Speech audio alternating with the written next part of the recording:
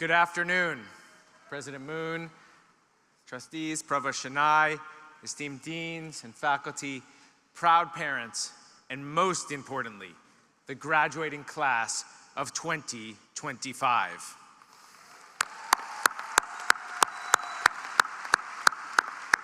Let me begin with two truths.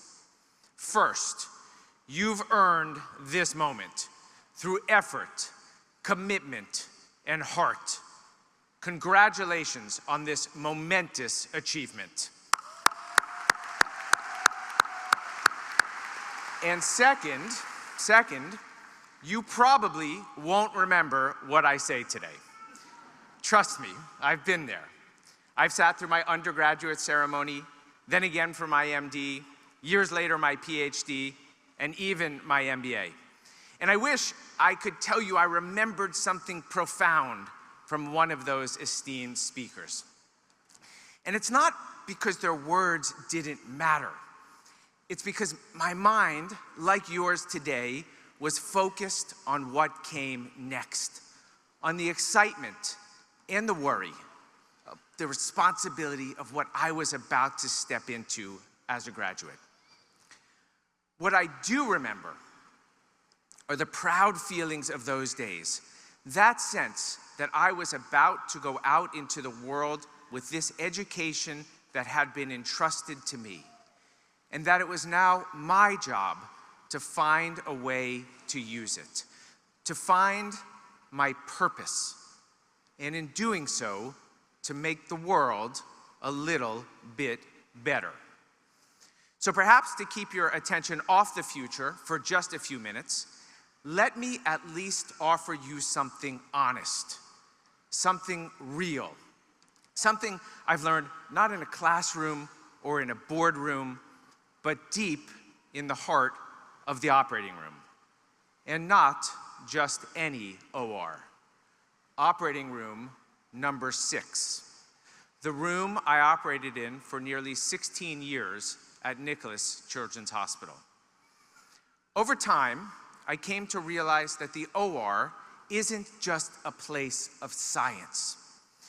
It's a place of philosophy, a place where skill meets soul.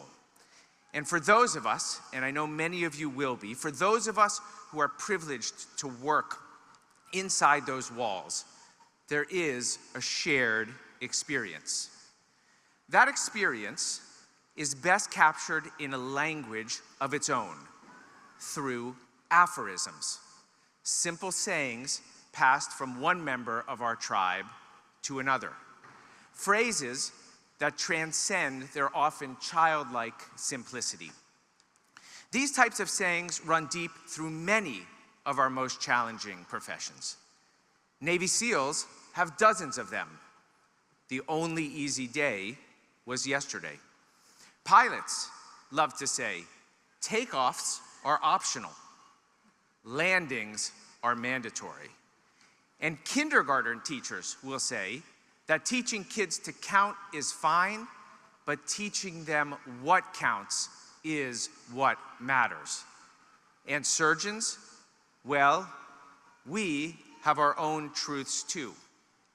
So today, I want to share just a few of the lessons I've learned in OR 6. 5 lessons, in fact, through the expressions that define our craft. And these are not just surgical lessons.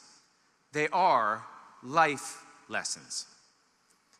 Number 1, measure twice, cut once. The value of preparation before action. Whether you're stepping into a board meeting, pitching a new idea, or doing surgery, preparation is everything. Preparation builds confidence. It earns trust. It shows respect for the task in front of you and for the people around you. It's not about being perfect. It's about being ready. Number 2, when in doubt, there is no doubt. If you find yourself questioning whether something is right, it probably isn't. That moment of hesitation, that quiet voice inside, it's your conscience trying to get your attention. Some of my biggest regrets haven't come from my mistakes in surgical technique, but from doing what was easy instead of doing what was right.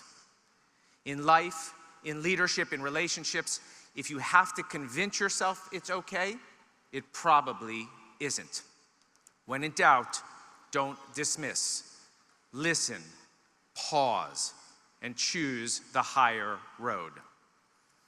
Number 3, treat the patient, not the X-ray. The scans, the labs, the data, yes, they matter, but they're not the whole story. I've seen X-rays that have looked terrible while the patient sat up laughing and full of life. And I've seen normal results in a child who was fading before our eyes. This applies far beyond medicine. Don't rely on just what's presented, what's on the paper, in a resume, in a spreadsheet. Look closer. Go deeper. Listen harder. See the person, not just the performance. Number 4, the solution to pollution is dilution. In medicine, we use this to remind ourselves that when something is toxic, like an infection, you don't always need to attack it head on. Sometimes the best move is to dilute it, to take the pressure off, to give it space to clear. And in life, the same principle applies. When things feel overwhelming, and they will, sometimes the answer isn't escalation. It's perspective. It's surrounding yourself with new people and fresh ideas who will help you breathe a little bit easier. Dilution isn't avoidance. It's washing away those things confusing an issue so you can step back and see clearly once again. And number 5, you are only as good as your last case. In surgery, you're never far from being humbled. One great outcome doesn't guarantee the next. And no matter how long you've been doing it, you are only as good as the work you did today. It's a mindset that pushes you to stay sharp, stay present, and never take your role or your reputation for granted. The same is true in life. Your character is not built once. It is built over and over with consistency, humility, and care. What you did yesterday matters, but what you do next matters more. Now, I know I said I would share 5, but there's a bonus point here. Let's say it's your last chance to earn extra credit at NSU. And it's probably the mother of all surgical expressions. Because surgery, like all true leadership, is ultimately about responsibility for your patient, for yourself, and for the profession you serve. And in the operating room, when things go wrong, and they do, we have a saying: all bleeding eventually comes to an end. All bleeding eventually comes to an end. But here's what that really means. Either you take responsibility and stop the bleeding, or it will stop on its own because the patient won't survive. The same is true in life. Businesses that hemorrhage cash close. Relationships that pour out unchecked emotions collapse. And teams that drain the energy of its members split. You can't ignore problems and hope they solve themselves.